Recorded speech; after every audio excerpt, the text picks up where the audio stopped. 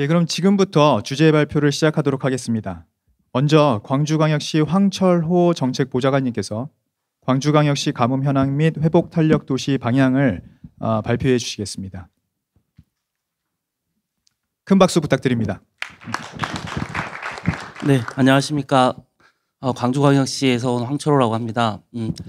시장님께서 먼저 기조연설 같은 인사말을 하셔서 저는 간단하게 지금 광주광역시에서 일어나고 있는 일, 좀 더 확대하면 남부권 전체에서 일어나고 있는 일에 대해서 좀 말씀드리고요. 회복 탄력 도시라고 이제 이렇게 붙인 이유는 기후 변화라고 얘기하면 일상적인 변화일 뿐만 아니라 변동성도 굉장히 큽니다. 해서 결국은 도시들이 회복 탄력 구조로 좀 가야 되기 때문에 이런 방향으로 가기 위해서 한 4가지 정도를 좀 제안 드리고자 합니다. 발표 자료는 제가 초안을 좀 빨리 제시를 해야 돼서 이제 편집이 좀 안 된 자료여서요. 여기 앞에 화면 보시면서 간단하게 말씀드리도록 하겠습니다. 다들 아시겠지만 내일 세계 물의 날에 유엔이 제정한 주제는 변화의 가속화입니다. 이 변화의 가속화라는 뜻이 벌새처럼 아주 작은 변화가 이제 시작돼야 되고 이런 것들은 모든 주체들이 나서야 된다라는 것을 좀 의미하고 있고요. 지금까지 이제 기후 변화라고 얘기를 할 때 굉장히 좀 추상적이고 광의적 개념에서 이제 얘기를 하고 있고 정부나 지자체 차원에서만 얘기하고 있는데 모든 주체들이 노력하지 않으면 이제 기후 변화는 이제 가속화될 수밖에 없다라는 의미에서 세계 모래날의 주제로 선정이 됐다고 합니다. 해서 오늘 주제하고도 마찬가지로 변화의 가속화를 위해서는 당장에 작은 변화부터 시작을 해야 된다라는 부분에서 이제 말씀을 드리고요. 그리고 특히 제목에 오늘 주제가 이상 가뭄인데 50년 만에 가뭄이 발생한 거는 기후 변화는 아닙니다. 근데 50년 만에 이러한 가뭄이 발생하기에는 여러 가지 변화들이 있는데 이러한 변화들의 결과물로 발생된 게 바로 50년 만에 남부권의 이제 가뭄이고요. 해서 기상이 변하고 기후 변화하고는 약간 차이점은 있지만 결국에는 기후 변화로서 도시나 에서 발생될 수 있는 이제 요건들, 경로들을 좀 정리를 했는데요. 홍수기에 이제 그 강수량이 증가한다거나 반대로 갈수기에 강수량이 감소한다거나 하는 거는 이제 기후 변화가 맞습니다. 최근 50년간의 이제 분석을 좀 해보면 무광수 일수, 그러니까 비가 오지 않은 일수는 굉장히 증가하고 있고요. 비의 양도 총 강수량은 별 차이는 없습니다. 근데 집중돼서 내려지는 강수량은 굉장히 편차가 심합니다. 특히 여름철에 좀 집중돼 있어서요. 여름철을 제외하고는 대부분이 갈수기 강수량은 감소하고 있고 또 반대로 여름철에는 굉장히 또 홍수기 강수량이 증가하고 있습니다. 그리고 이 두 개를 포괄하고 있는 게 기온 상승 부분인데요. 이러한 기온 상승 때문에 수질은 악화되고 홍수기 때는 이제 홍수로 만들어지기도 하고 갈수기 때는 가뭄으로 일어나는 현상들이 빈번하게 발생되고 있다라고 보여지고요. 또 최근에 50년을 좀 봤을 때 가장 큰 특성은 바로 강우 변동성입니다. 그러니까 비가 오지 않을 때야 비가 올 때야 이게 극명하게 좀 갈라져서 변화되는 양상이 있고요. 그 양상 자체도 굉장히 짧아지고 있습니다. 해서 수자원 확보 방안이라든지 여러 가지 가뭄이라든지 대책을 세울 때 가장 어려운 게 어디에 기준을 놓고 세워야 될지가 과거에는 인구라든지 도시 구조라든지 규모에 따라서 이런 것들을 설정했는데 지금은 굉장히 다양해야 되기 때문에 어떻게 이것들을 탄력적으로 적용하기가 굉장히 어렵습니다. 특히 이제 많은 예산이 들어가는 부분이기 때문에 그렇고요. 해서 기후변화 때문에 일어날 수 있는 물은 강수량 증가, 강수량 감소, 그리고 기온 상승, 강우 변동성에 의해서 발생하고 있는데 광주광역시는 최근에 5년 동안 이 4가지 케이스를 모두 다 접하고 있습니다. 특히 기온 상승 부분은 최근 10년간 기온 상승폭이 가장 큰 도시가 광주광역시고요. 그리고 특별하게 이제 폭염은 2.3배가 증가했고 열대야는 4.3배가 증가했습니다. 열대야가 4.3배가 증가했다는 것은 도시 구조하고도 굉장히 밀접한 관계가 있는데 이러한 기온 상승은 남부권 지방의 전역에서 일어나고 있지만 특히 광주나 대구, 부산, 전주 이런 대도시권에서 굉장히 많이 빈번하게 발생하고 있고 특히 광주시는 2018년도에 풍암동이라는 동이 있는데 40도가 넘어가는 AWS 기준으로는 사상 최고치까지 또 도달했던 때가 있었고요. 그리고 20년도에는 여름철 최장기간 장마가 우리나라에 좀 있었습니다. 중부지방하고 제주도에서 가장 긴 장마가 발생했는데 광주시의 하루 내린 비로서는 가장 또 전국에서 가장 많이 내렸던 적이 있습니다. 그래서 2020년도에는 강수량이 최대 강수량이 발생해서 굉장히 많은 피해를 또 입었었고요.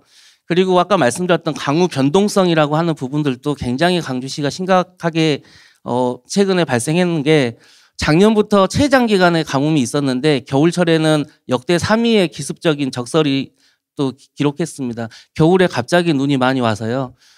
이러한 부분들이라든지 또 20년의 기습폭우도 굉장히 좀 많이 왔었고요. 해서 예측하기 굉장히 어려운 경로로 광주시가 최근 5년간 겪었던 이제 이러한 기후 변화의 피해가 있었고요.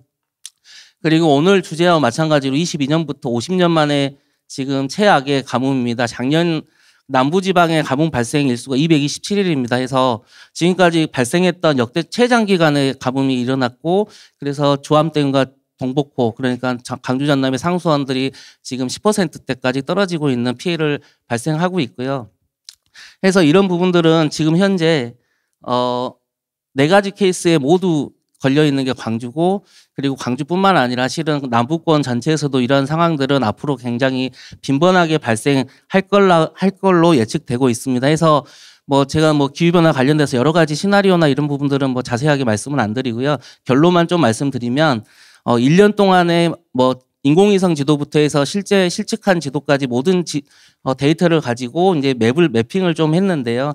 광주시 같은 경우는 도시 전반의 기온이 상승하고 있고 도시 전반의 기온이 상승하고 있다 보니까 호소라든지 저수지라든지 이런 부분의 수질도 굉장히 악화되고 있는 추세에 있습니다. 그리고 이제 도시 구조에 따라서 원도심의 이제 바람길도 굉장히 약해져 가고 있고요. 토지 피복 구조도 굉장히 좀 빠르게 변화되고 있습니다. 그래서 광주시는 기후 변화로 인해서 도시 전체가 약간 좀 건조하고 바람도 잘 불지 않고 굉장히 뜨거운 도시로 좀 만들어지고 있는 과정이 데이터를 통해서 만들어지고 있고요. 그리고 연평균 강수량을 보더라도 아까 말씀드렸다시피 30년 빈도, 50년 빈도, 100년 빈도, 10년 빈도를 놓고 봤을 때 총 강수량 차는 별로 없는데요. 근데 10년 강수 빈도로 본다고 치면 연 강수 일수는 조금씩 줄어들고 있습니다. 그리고 10년 단위 집중호우 일수는 점점 증가하고 있습니다. 그래서 아까 처음에 말씀드렸다시피 이러한 기후변화 패턴들은 굉장히 좀 수자원에 굉장히 좀 안 좋은 상태로 지금 변화되고 있는 상황이고요. 현재는 그렇고 이제 미래, 그러니까 향후 21세기 후반까지 예측되어 있는 시나리오가 있는데 온실가스를 기준으로 한 이제 시나리오가 있고 그리고 이제 인구라든지 도시 구조라든지 이러한 것들을 감안한 시나리오가 있는데 그냥 모든 시나리오를 통틀어서 광주시는 강수량은 좀 줄 것으로 보여지고요. 그리고 강주시를 제외하고 우리나라는 강수량은 증가할 전망입니다. 그래서 다시 말씀드리면 강수량의 편차가 한반도 내에서도 굉장히 좀 달라지는 양상으로 좀 나눠질 것 같고요. 그리고 특별하게 폭염이라든지 집중호우라든지 이러한 변동폭 이런 것들은 굉장히 또 증가할 걸로 보여지고 있습니다. 그리고 가뭄 판단 지수라든지 모든 내용을 보더라도 광주시는 지금 현재 광주시하고 전남이 다 포함되겠지만 굉장히 좀 이런 패턴들이 안 좋게 좀 변해지고 있고요. 해서 무광수일수 같은 경우는 앞으로 굉장히 더 많이 이제 증가될 걸로 보여져서 가뭄이라든지 물 부족이라든지 이런 부분들은 굉장히 좀 피로감이 굉장히 클 것으로 보여질 걸로 전망이 되고 있습니다. 그래서 제가 어제 모델을 한번 다시 돌리고 확인을 해서 왔는데요. 올해 4월부터 6월까지 이제 앙상블 모델로 한번 예측을 해봤는데 다행히 평년보다 비가 좀 더 올 수 있는 확률이 평년보다 적게 올 수 있는 확률보다 좀 더 높아서 남부 지역은 약간은 그래도 올해 잘하면 이 고비는 넘길 수 있겠다라고 이제 모델에서 좀 보고 왔습니다. 이제 보고 왔는데 이러한 것들이 이제 앞으로 상시적으로 일어날 수 있기 때문에 그러면은 이제 물 관리라든지 수자원에 대해서 어떻게 해야 될 것인지에 대해서 제가 4가지를 이제 좀 제안을 드리고자 합니다. 먼저는 물 관리의 유연화, 통합 물 관리를 포함해서요. 물 관리가 유연화하는 게 굉장히 중요할 것 같고 두 번째로는 이렇게 기후 변동폭이 클 때 비상 연결성을 강화하는 방안들이 굉장히 좀 중요할 것 같습니다. 그리고 상시적으로 물재이용 체계가 구축하는 거는 이제 뭐 전반적으로 가장 중요한 사항이고요. 그리고 이것들을 하기 위해서 예방 투자라든지 시민 참여를 강화할 수 있는 부분 이렇게 네 가지를 이제 말씀을 좀 드리고자 합니다. 그래서 뭐 통합적 물 관리는 뭐 여기 다 전문가이시기 때문에 아시겠지만 광주에서 지금 여러 가지 이제 가뭄 극복을 위해서 여러 가지 사업들을 추진하고 있는데 가장 어려운 게 지자체 간의 협의도 있지만 물 관리 주체들이 다 다릅니다. 뭐 농림부부터 해서 환경부 여러 가지 다양한 주체들이 있고 다양한 이해관계자가 있고 그리고는 거기에 사시는 주민들이 있습니다. 그래서 이러한 물 거버넌스부터 해서 통합적인 물 관리가 굉장히 중요한 부분이고요. 그래서 이러한 부분들은 어느 단위에서는 이러한 그 효율적인 배분이라든지 물 재이용을 하기 위해서 물 수지 분석을 하고 그리고 이제 물을 효율적으로 좀 배분해 줄 수 있는 단위의 통합적인 물 관리가 굉장히 필요할 것 같습니다. 지금 광주 전남 수계에 있는 물 사용량인데요. 광주 광역도시권, 그러니까 광주와 인근 도시에서 쓰고 있는 게 60만 톤 정도 되고요. 그리고 여수광역 국가산단에 93만 톤 정도 됩니다. 가장 많이 쓰고 있는 물인데 광주 전남에 있는 물을 전체로 봤을 때 대부분 농업용수가 좀 많이 있습니다. 그래서 이러한 부분들은 효율적으로 가뭄이라든지 기상 현상이 일어났을 때 이것들을 탄력적으로 좀 관리할 수 있는 물 관리가 필요하고요. 두 번째는 비상 연결성 강화입니다. 뭐 상시적인 상수원은 아니지만 이렇게 50년 만에 가뭄이라든지 굉장히 이제 물하고 관련된 부분들이 발생을 했을 때 이것들을 빠르게 회복할 수 있는 구조가 되려면 비상 연결 구조가 돼야 되는데 이렇게 하려면 광역하고 광역끼리 연계한다거나 광역하고 지방하고 연계한다거나 하는 부분들이 필요할 것 같고요. 생활용수, 공업용수하고 농업용수도 포괄적으로 연결하는 게 굉장히 할 걸로 보여지고요. 지금 현재 광주시는 영산강수계, 광주시의 식수원은 삼진강수계인데요. 영산강수계에서 지금 비상대체 상수원을 치수하고 있습니다. 그래서 이러한 부분들은 좀 계속 확대를 해서 비상시에 영산강에서 이제 치수를 할 수 있는 것들을 만들기 위해서 지금 확대하고 있는데 이러한 부분들은 결과적으로 봤을 때 광주호라든지 그리고 이제 동복댐은 위에 상수가 없는데 외동제라는 또 농어촌 공사가 가지고 있는 저수지가 있습니다. 그러면 이런 것들을 활용하기 위해서는 농어촌 공사라든지 그 관련 지자체하고 굉장히 협의가 중요한 부분이어서 광주시는 이런 노력을 하고 있지만 이게 좀 확산되려면 좀 더 긴밀하게 이제 지역 주민까지 포괄하는 연결성을 강화하는 사업들이 필요할 것 같습니다. 그리고 이제 세 번째는 상시적인 물 이용 체계 구축인데요. 뒤에서 이제 뭐 발제에서 말씀 주시겠지만 도시에서 할 수 있는 일들은 가장 중요한 게 물 재이용해서 물 순환하는 게 굉장히 중요합니다. 그래서 그리드를 연결하기도 하지만 여튼 저류시설이라든지 아니면은 뭐 강변 여가수라든지 대체될 수 있는 수자원을 확보해서 이것들을 물순환시킬 수 있는 거를 만드는 게 굉장히 중요하고요. 뭐 환경부에서는 여러 가지 사업들도 하고 기후변화 적응 사업에서도 또 하고 있는데 이렇게 물이 순환할 수 있는 사업들이 굉장히 좀 많이 투자가 돼야 되는 부분들이 있고요. 그리고 이제 산단이라든지 공업용수가 직접적으로 그러니까 단일 목적으로 굉장히 많이 쓰여질 수 있는 공간이라든지 도시가 있다면 이런 부분들은 재이용, 담수와 스마트 이 세 가지를 키워드를 가지고 물 공급 확대하는 방안이 필요합니다. 아까 말씀드렸다시피 90만 톤 정도가 여수산단에 이제 집중적으로 이용되고 있는데 여기에 뭐 하수재이용 시설이라든지 이제 해수 담수화라든지 그리고 이런 것들을 이제 분배하는 스마트 기술들이 접목이 돼서 물 공급을 확대하는 게 광주와 전남이 같이 상생할 수 있는 가장 큰 틀의 이제 방안이 될 수 있을 것 같고요.